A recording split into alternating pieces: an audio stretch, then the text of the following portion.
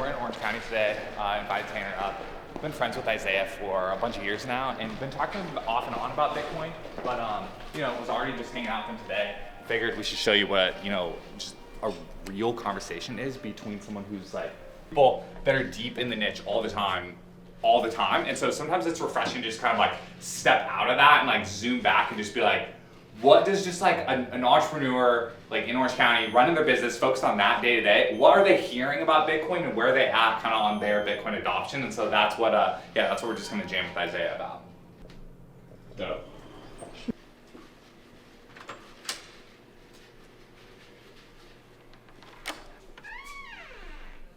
Danielle was telling me about, what were you saying? You were saying like some friends were saying that it had died, like there was a dip and it died. Yeah, that was the last thing you heard about Bitcoin. It was like all the rage. I remember like undergrad, like first 2 years of undergrad, which is like 2018. Right. And people were like all about it, and I had friends that were actually buying it. Yes. And then they sold Bitcoin or other crypto?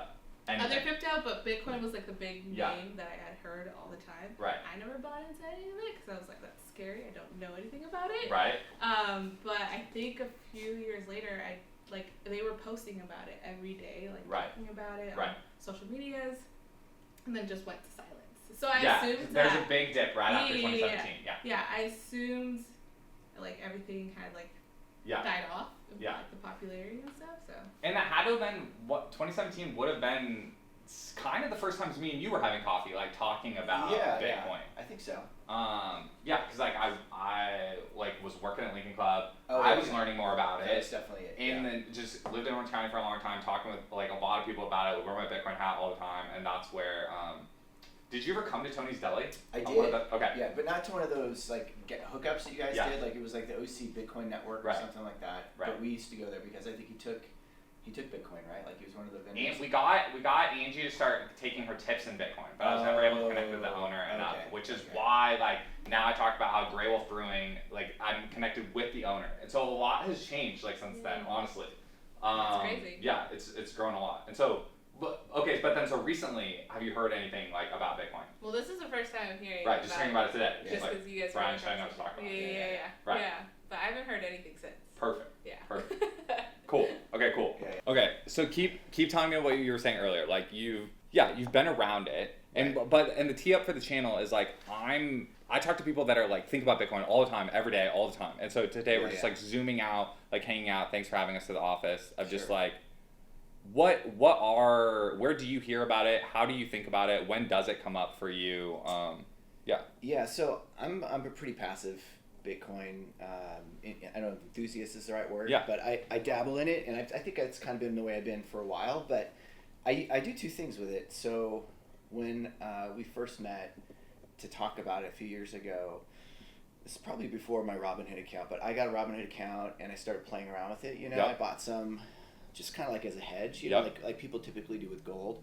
So I've got some Bitcoin in Robinhood that's just kind of sitting there, and it's doing pretty well right now, obviously, with the way the market's been this year. So I'm kind of a casual follower of it. Right.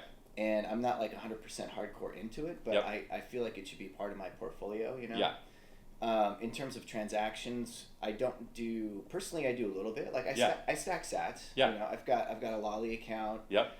I've got my Amex tied to it, and my personal credit card's tied to it. Nice. So I do stack sats. Yep. And then I've got a Fold account for personal transactions. Yep.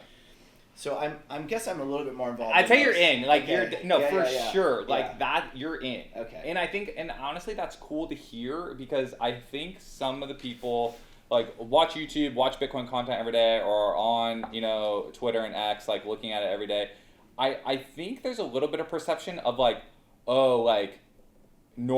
again, I'm using the word normal in a very like neutral way. Like you're not like you're an experienced entrepreneur. Like it's all good. You're but like I think some people that are just so hyper focused on the niche like don't think that like regular people have these apps. Yeah. And so that's awesome to hear and genuinely like exciting. And then let me ask you this: the way that because you've like we've hung out and talked about this, the way that I ping pong so far back and forth between like the movement of Bitcoin, like the philosophy and the like investment, is that ever confusing? Like, are you ever just like do you get both those sides of it? Oh, sure. Yeah, I mean, like there's evangelists that are out there like preaching the value of it, and you know, there's things I like about it from a philosophical standpoint, right? I think you and I share a lot from our sort of political philosophies about it being untethered to the government and how that's such a huge, valuable thing to have, considering the way inflation's going, you know. So I'm a fan of it that way. Yep. But I'm not like hardcore into the nuts and bolts of it, right? So I 100% believe in Bitcoin as a not only as a hedge, but also as like a freedom multiplier for people. In a number of contexts, right? So that's important. But yeah, I'm just sort of a casual guy in it. But I think we need evangelists out there because I think it'll get a lot more adoption once it becomes super easy to transact business. That's exactly what I was going to ask you next. Is like, what do you think? What do you think would take it to that next level? Yeah. So I think, you know, we talked a little bit offline about this, but having like a crypto gateway that's very easy for businesses to use. Like right now we use PayPal as our crypto gateway, but we don't really see any transactions in it.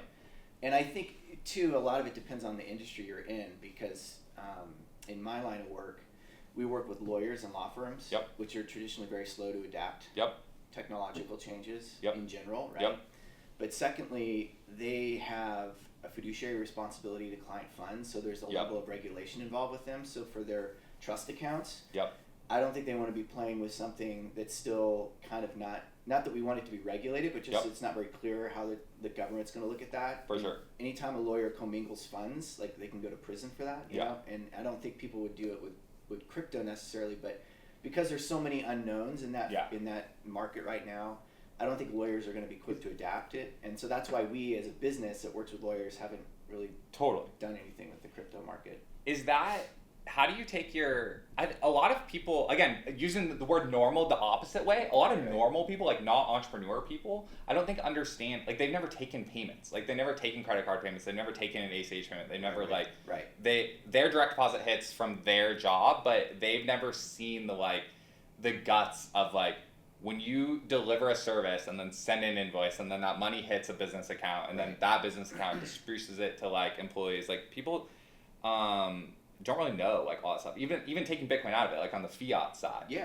How does that work? How do you just your fiat payments work? Sure. Yeah. I mean, we're all on fiat. I mean, so we have a merchant services account for all of our credit cards, right? And when we use our banks, we have a lot of clients that like ACH payments, right? So either way, they pay us via ACH or we pay them via ACH. So I think that's a huge advantage when we can get to a crypto market where you're cutting down on the fees and the time when you use crypto for both of those things. Right. So as a business, that's a huge opportunity if we can get buy-in from the majority of our vendors and our clients, right? So then what about so payments are one side of it, and then I think the other thing, what do you think about your treasury funds like as a business, or like your savings as a business? Are those invested, or how do you think about that as a business owner? And we do have those too. We have a cash plan for like a profit sharing plan. We have a 401k plan. I have money that's in high interest earning savings accounts, right? For through the business. CDs were really good a couple years ago, or when the rates were really high. We had high interest savings accounts, and those are still generally where we put things short term. So, in terms of putting some of that into more of a crypto based, a savings account where you can, you can stack sats that way, or you can rise with Bitcoin, I think would be of interest to me. But again, it's one of those things that's sort of, hasn't been done on a wide scale. I don't want to be the beta tester for this stuff, Absolutely.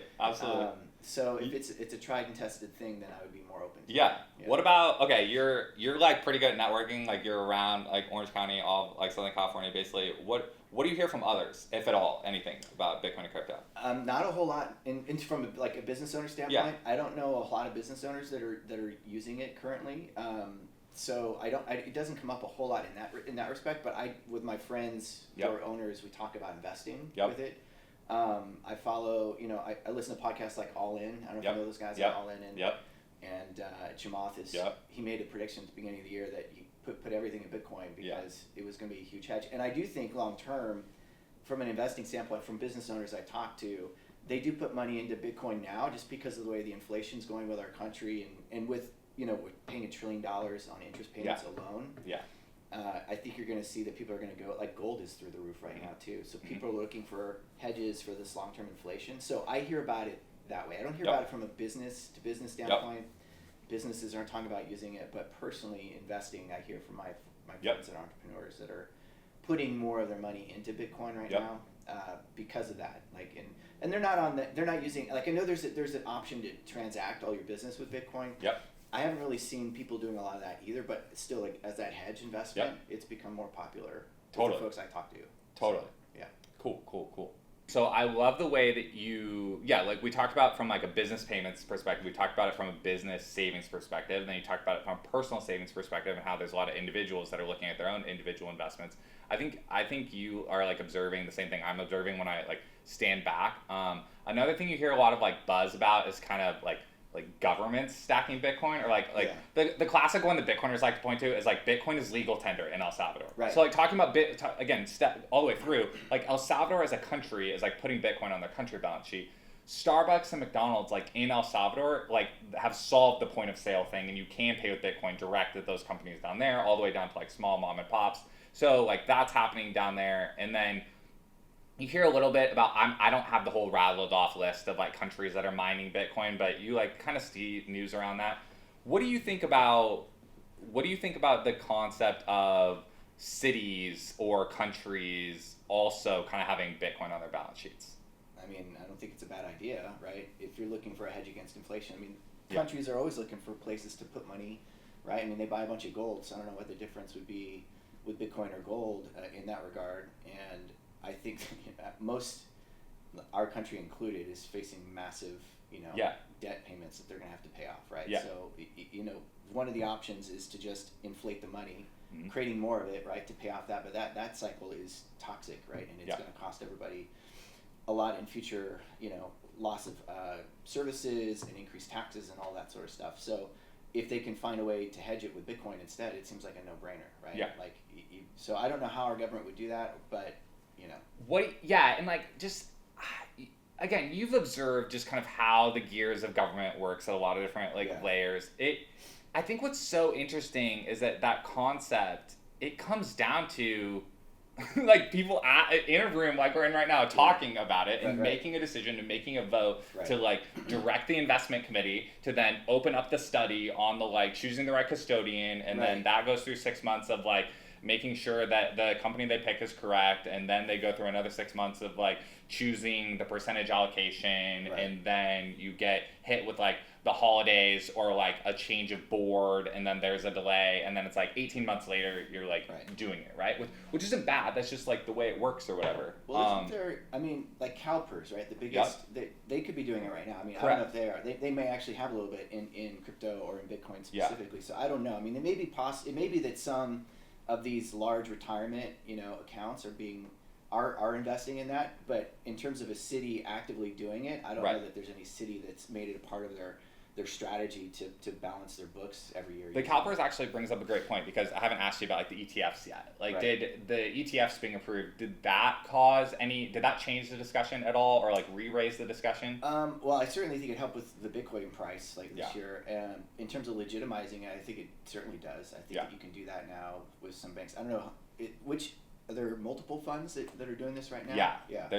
There's probably 6 or 7 different ETF brands. So or even through like Vanguard or any of the big companies. So like BlackRock and Fidelity were like the 2 biggest issuers, and then there was an issue where Vanguard didn't love it like at the beginning, and so it took about 6 months to grind them down to where then now my understanding is Vanguard advisors can now issue and recommendations like towards that. I don't think they have their own brand of one. Okay. Yeah, it totally legitimizes it. I mean, when these big Wall Street investors get involved, these big banks, it just makes it better for everybody. And whether or not that leads to more regulation, I don't know, but certainly it makes it easier for other people to do it. So but I think cities would be wise to look at a strategy that involves Bitcoin on some level. States, I don't know what the most friendly state is right now for this, but it takes people like us, right? And the election coming up, it is huge in terms of how more likely that is or less likely that's going to be. Right. Without getting into which side is going to be more or less likely to do it. I just think after this election, it might be a lot easier for states to try it, depending on how things go. So which I'm happy to, me, I might help try to get that involved here in Orange County. We'll see, Perfect. I'm down. I'm down. Yeah. The Southern California Bitcoin scene is growing. We just Tanner and I were just at the Santa Monica Bitcoin Day. There's a guy named Dom out in Santa Monica that, speaking of all this, actually, the Santa Monica Firefighters Union has made an investment in Bitcoin. Okay. And so that's a really great thing that's there. The Orange County Bitcoin Network has over 1,500 members on the meetup page. So if you're out there, you're in Southern California, just would love to meet you and talk about Bitcoin adoption in Southern California. Shout out to a future video. We actually got a sushi spot in LA that we'll be hitting up pretty soon to talk to them about Bitcoin payments and eating some sushi. So hit subscribe for that next video. And dude, thanks so much for having us. Well, super appreciate it. Great. Awesome.